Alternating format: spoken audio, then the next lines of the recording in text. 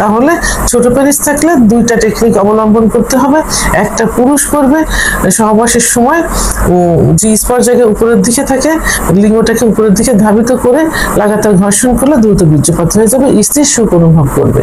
আরেকটা হলো স্ত্রী উপর থেকে সহবাস করবে নিজের টেকনিক অবলম্বন করে জি স্পট জায়গাটায় পেনিসে লাগাতার ঘর্ষণ দিতে থাকলে দ্রুত বীর্যপাত হয়ে যাবে। পুরুষ ভাইরা করে থাকে, অনেক বোনেরাও করে থাকে, যে তার লিঙ্গ ছোট এবং সে দীর্ঘ সময় সহবাস করতে পারে না। এখন এটাকে দুইটা ভাগে ভাগ করা যায়।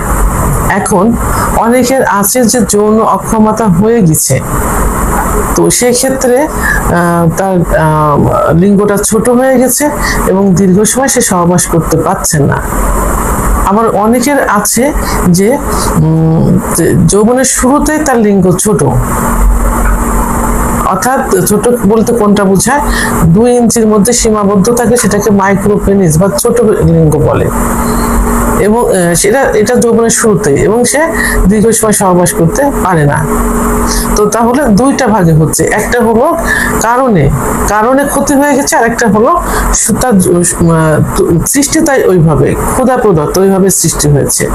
এখন যদি কোনো কারণে, অর্থাৎ যে কারণগুলো প্রধান, যেটা হলো হস্তমৈথুন, বিছানায় ঘর্ষণ, স্বপ্নদোষ, অতিরিক্ত যৌন মিলন ইত্যাদি কারণে, বিশেষ করে পুরুষের সেক্স হরমোন টেস্টোস্টেরন হরমোন কমে গেলে যার কারণে লিঙ্গের খর্বতা হয়, ইত্যাদি কারণে যদি লিঙ্গ ছোট হয়ে যায় এবং যৌন অক্ষমতার কারণে যদি সে সহবাস করতে না পারে, সেক্ষেত্রে কি করতে হবে? সেক্ষেত্রে আপনাকে একজন অভিজ্ঞ সম্পন্ন ডাক্তারের শরণাপন্ন হতে হবে।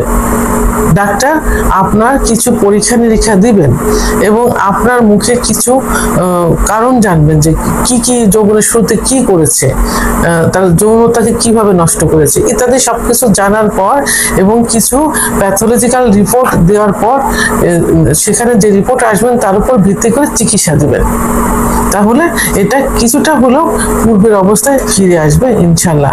তার আগে কিন্তু অবশ্যই আপনাকে এই কারণগুলো বাদ দিতে হবে এবং অবশ্যই একজন অভিজ্ঞ সম্পন্ন হোমিওপ্যাথি ডাক্তারের শরণাপন্ন হতে হবে, কারণ একমাত্র হোমিওপ্যাথি চিকিৎসার মাধ্যমে কিন্তু এই সমস্যার সমাধান করা সম্ভব। কারণ প্রত্যেকটা লক্ষণ হোমিওপ্যাথিতে আছে, যার কোনো পার্শ্ব প্রতিক্রিয়া নেই। অন টাইম নেই এটা বলা যাবে না, অন টাইমও আছে, কিন্তু ডাক্তারের উপর নির্ভর করবে ডাক্তার কিভাবে আপনার রোগ চিকিৎসা দিবেন। সেখানে মানে পর্যাপ্ত পরিমাণে কিন্তু পার্শ্ব প্রতিক্রিয়া মুক্ত ওষুধ আছে, দেওয়ার অপশন আছে এখানে। সেহেতু আপনি চিকিৎসা নিন। আপনার এই যে লিঙ্গ যদি ছোট হয়ে যায় তাহলে এটা কিছুটা হলেও পূর্বের অবস্থায় ফিরে আসবে এবং আপনার যে দ্রুত বীর্যপাত অর্থাৎ প্রিম্যাচুর ইজাকুলেশন যেটা, এটা কিন্তু আবার ফিরে আসবে। আচ্ছা, এখন যদি ন্যাচারাল ভাবে মানে যৌবনের শুরুতে যদি লিঙ্গ ছোট থাকে এবং যদি দীর্ঘ সময় সহবাস করতে না পারে, সেক্ষেত্রে কিছু টেকনিক অবলম্বন আপনাকে করতে হবে। এটা স্বামী স্ত্রী দুজনকে জানতে হবে যে মহিলাদের সুখ পাওয়ার মানে যৌন মিলনের সুখ পাওয়ার নির্দিষ্ট একটা জায়গা আছে। সে জায়গাটা কি? সে জায়গাটাকে জি স্পট বলে। এই জায়গাটার অবস্থান হলো জনিপথের যে মুখ থেকে যারা বেটে মেয়ে তাদের জন্য 1.5 থেকে 2 ইঞ্চি ভিতরে, এবং যারা লম্বা মেয়ে তাদের জন্য 2 থেকে 2.5 ইঞ্চির ভিতরে। এটা থাকে কোথায়? জনিপথের উপরের ওয়ালে। নিচের ওয়ালে রেকটাম বা মলদ্বার থাকে, দুই পাশে রান থাকে, উপরে প্রসাবের যে ছিদ্র থাকে, প্রসাবের রাস্তার নিচে যে ওয়াল থাকে সেই ওয়ালে জি স্পট জায়গাটা থাকে। তো এই জি স্পট জায়গাটা যত বেশি ঘর্ষণ পড়বে পুরুষাঙ্গের সহবাসের সময়, তত দ্রুত স্ত্রীর বীর্যপাত ঘটানো সম্ভব হবে। সেক্ষেত্রে টেকনিক অবলম্বন দুইটা করা যাবে। একটা হলো আপনার লিঙ্গের সাইজ যদি 2 ইঞ্চি হয় বা 3 ইঞ্চি হয়, তো সেক্ষেত্রে কিন্তু আপনি ওই সহবাস যখন করবেন তখন আপনার লিঙ্গটাকে নিচের দিকে ধাবিত না করে উপরের দিকে ধাবিত করবেন। তাহলে ওখানে অবস্থান তো যোনিমুখ থেকে কত 1.5 ইঞ্চি, 2 ইঞ্চি, 2.5 ইঞ্চি। তাহলে আপনার যে লিঙ্গ আছে 2 ইঞ্চি, 2.5 ইঞ্চি, 3 ইঞ্চি, এটা দিয়ে কিন্তু সহবাসের সময় উপরের ওয়ালে লাগাতার ঘর্ষণের মাধ্যমে আপনি বীর্যপাত ঘটাতে পারবেন খুব দ্রুত। এরপরে আরেকটা অপশন হলো যে যদি স্বামীর বীর্যপাত দ্রুত হয়ে যায়, সেই ক্ষেত্রে মহিলাদের একটু টেকনিক অবলম্বন করতে হবে, কারণ দুজনের সমঝোতার মাধ্যমে সংসারটাকে টিকে রাখতে হবে। কারণ যৌবিক চাহিদা এমনই একটা চাহিদা, যেটা চাহিদা পূরণ না হলে স্বামী স্ত্রীর সম্পর্ক কিন্তু নষ্ট হয়ে যায়।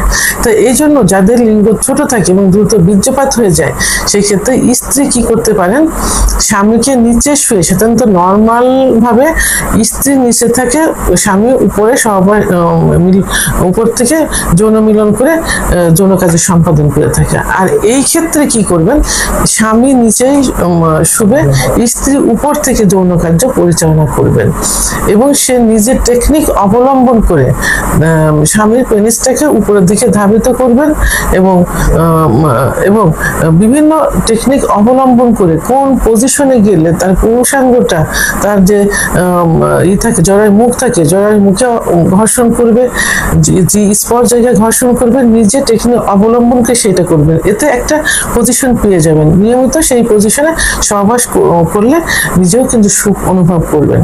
এখন উপর থেকে যখন সহবাস করবেন তখন আপনার কিছুটা এনার্জি লস হবে, সেই ক্ষেত্রে খুব দ্রুত আপনার বীর্যপাত হয়ে যাবে, অর্থাৎ স্ত্রীর বীর্যপাত হয়ে যাবে। তাহলে এই যে 5 মিনিট, 2 মিনিট, 4 মিনিট বলে, এটা যদি স্বামী স্ত্রী দুজন একসঙ্গে হয়ে যায় সেটাই কিন্তু সুখের।